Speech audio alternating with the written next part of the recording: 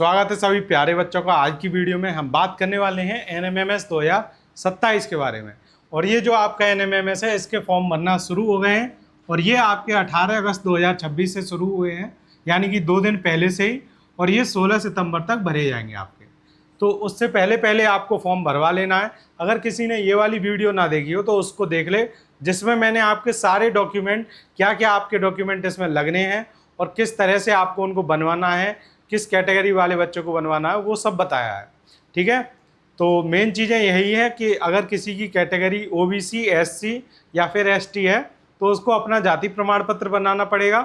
उसके अलावा सभी बच्चों को आय प्रमाण पत्र बनवाना ही बनवाना है। ठीक है, अब एक बात और करेंगे, जो इसकी एग्ज़ाम डेट है वो भी आपके फॉर्म भरने के साथ साथ ही घोषित कर दी जाती है। तो एग्ज़ाम डेट में कोई बदलाव नहीं हुआ है आज तक और ना ही होने वाला है। तो जो आपकी परीक्षा है वो 1 नवंबर 2026 को करा ली जाएगी। 1 नवंबर 2026 को कौन सा दिन है आपका? संडे।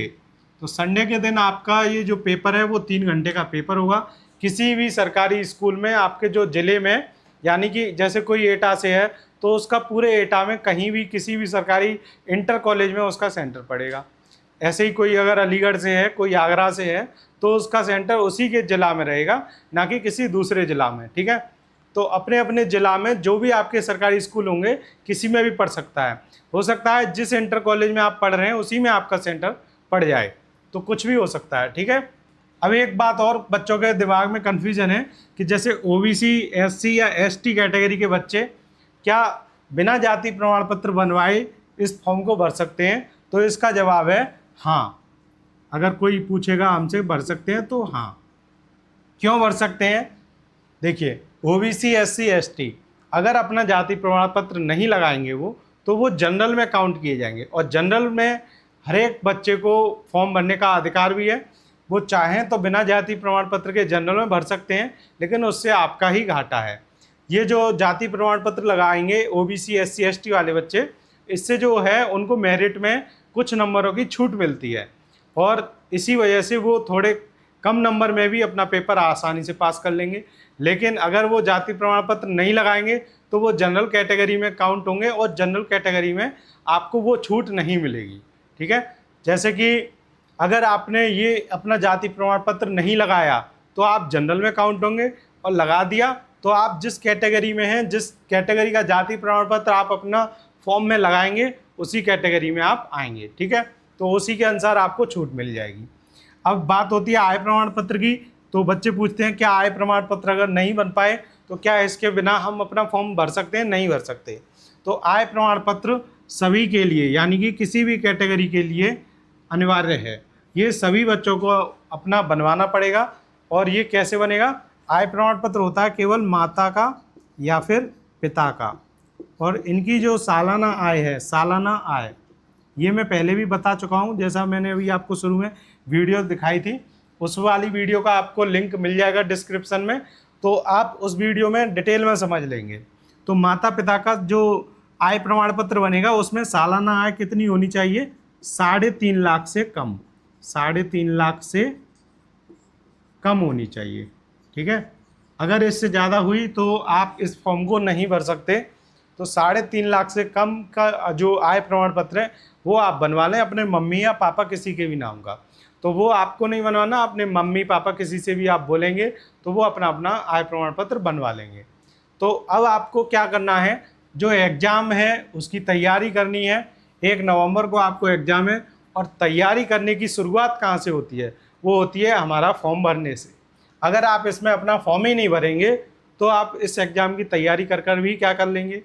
तो सबसे पहला जो आपकी प्रायोरिटी है, जो आपकी प्राथमिकता है, वो यही होनी चाहिए कि जो आपका फॉर्म है वो सही भर जाए। और फॉर्म को भरने में 2-3 चरण लगते हैं, इसलिए आपको अपने सारे डॉक्यूमेंट जल्दी से जल्दी जो भी आपके स्कूल में या कॉलेज में अध्यापक हैं उनको बताकर आपको सारे डॉक्यूमेंट उन्हें दे देने हैं। और अगर वो कहते हैं कि कहीं से फॉर्म भरवाया जा रहा है तो आप वहाँ से फॉर्म भरवाएं। ठीक है, तो आपको अपना फॉर्म सबसे पहले भरवा लेना है। उसके बाद आपको बाकी चीज़ों पर ध्यान देना है, जो कि आपकी परीक्षा को लेकर जुड़ी हुई सारी चीज़ें होती हैं। जैसे कि बहुत से बच्चे सोचते हैं कि हमारा स्कूल कितनी दूर जाएगा, पेपर कितनी दूर होगा, तो ये सब चीज़ें आपको बाद में सोचनी है। पहले अपना सबसे पहले जो काम है वो ख़त्म करिए, वो काम है आपका फॉर्म भरने का। तो अपना फॉर्म भरा लीजिए। उसके बाद आपको डेली यहाँ पर वीडियो मिल ही रही हैं। आप NMMS की जो प्लेलिस्ट है उसमें जाकर देखेंगे, 3 वीडियो में मैंने आपको पूरे 30-30 क्वेश्चन करके, जो मेट है आपका मेंटल एबिलिटी टेस्ट, उसके पूरे 90 क्वेश्चन मैंने आपको जो पिछली साल के पेपर में आए थे वो सारे अच्छे से समझाए हैं। तो अगर आप पिछली साल के पेपर एक बार पढ़ लेंगे और उसके बाद हम चैप्टर वाइज तैयारी शुरू करेंगे ही, तो फिर आपको सब कुछ अच्छे से समझ में भी आएगा और ये भी समझ में आ जाएगा कि जो पेपर में क्वेश्चन पूछे जाएंगे वो किस तरह के क्वेश्चन आने वाले हैं। तो जिन्होंने वो वीडियो ना देखी हो वो उन वीडियो को भी देख ले और अच्छे से समझ ले कि किस तरह से उन क्वेश्चनों को पेपर में पूछा गया था और किस तरह से आपको वैसे ही क्वेश्चन इस बार अपनी जो पेपर 1 नवंबर को होने वाला है उसमें आपको करने हैं। और बहुत से बच्चों के दिमाग में ये भी आ रहा होगा कि हम स्कूल की पढ़ाई करें या NMMS की करें तो चिंता की कोई बात नहीं है। जितने भी बच्चे हैं वो सभी स्कूल में पढ़ रहे हैं। ये केवल जो एग्ज़ाम है वो केवल कक्षा 8 के बच्चे दे सकते हैं, और वो भी सिर्फ सरकारी स्कूल के, जैसा कि हमने लिखा भी है यहाँ पर, सरकारी स्कूल गर्व हमारा। तो ये केवल सरकारी स्कूल वाले बच्चों के लिए ही है जो वजीफ़ा का फॉर्म है, और वही उसको भर सकते हैं, और सिर्फ वो जो बच्चे कक्षा 8 में हैं। तो 48,000 रुपये का वजीफ़ा जो है वो आपको 4 सालों में करके मिलेगा। 12-12 हज़ार रुपये आपको 4 साल तक मिलेंगे। 9th 10th 11th 12th ऐसे आपको चारों साल में 12-12 हज़ार रुपये आपके सीधे अकाउंट में मिलेंगे।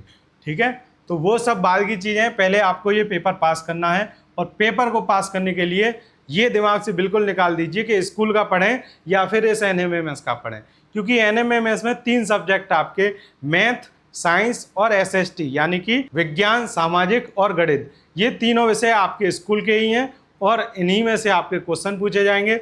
90 क्वेश्चन आपके इन तीनों को मिलाकर आते हैं, 20 गणित के, 35 विज्ञान के, 35 सामाजिक के।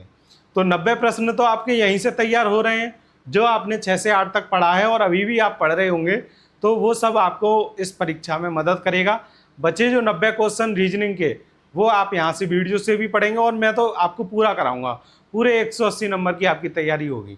ठीक है, लेकिन ये कन्फ्यूजन दिमाग से निकाल दीजिए कि स्कूल का पढ़ें या फिर NMMS का पढ़ें, क्योंकि सभी बच्चे स्कूल में ही पढ़ने वाले हैं।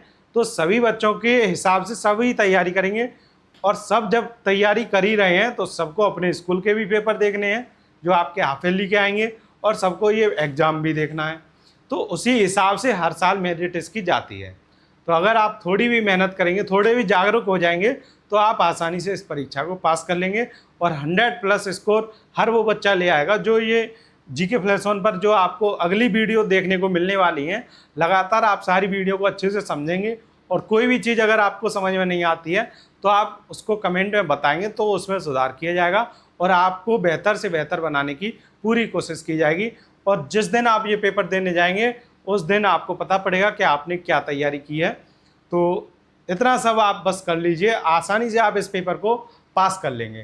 ठीक है, और कुछ नहीं है चिंता करने की बात, बस आपको पढ़ते जाना है। तो सबसे पहले आप इसका फॉर्म भरवाइए, उसके बाद इस एग्ज़ाम डेट को ध्यान में रखते हुए आप पढ़िए और अपनी जो आपकी सफलता है उसको प्राप्त करिए।